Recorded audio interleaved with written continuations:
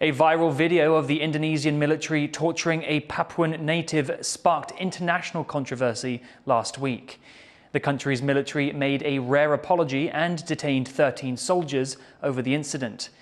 Although West Papua is a province of Indonesia, there have been separatist movements there. To discuss the human rights situation in West Papua, Gino Lopez spoke to West Papua Support Network Secretariat Paul Belisario. And how unusual is a case like this in Indonesia or in West Papua, for example? Yeah, specifically in West Papua, as we have said, this is not the first time. This is not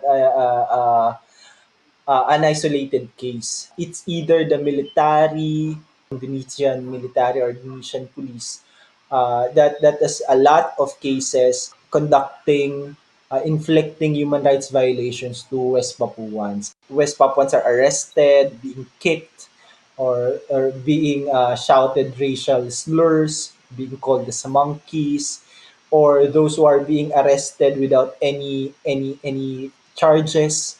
And then year after, the Indonesian military will come back in service. This is a continuous and a regularity of the violence and brutality against West Papua has been inflicted to them for many years, for decades.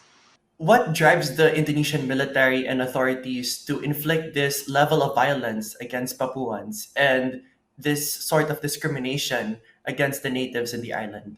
People. And this is what's happening in Indonesia as it continues to colonize and occupy the lands of West Papuans. It has done it through forced migration of Indonesia, bringing Indonesians to West Papua.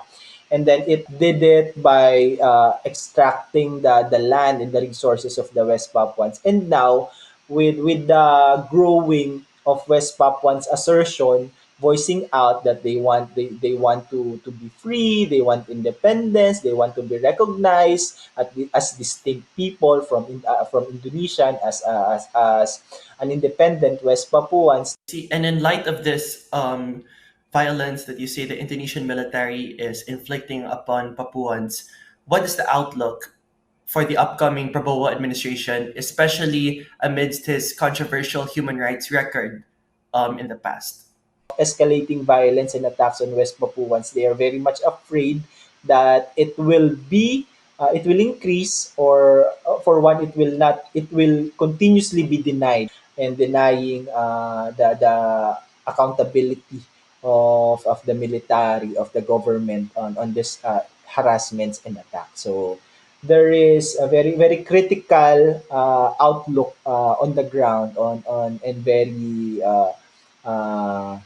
challenging for the movement, West Papuan movements. That was Gino Lopez speaking with Paul Belisario from the West Papua Support Network. North Korea has fired a suspected intermediate-range ballistic missile off the country's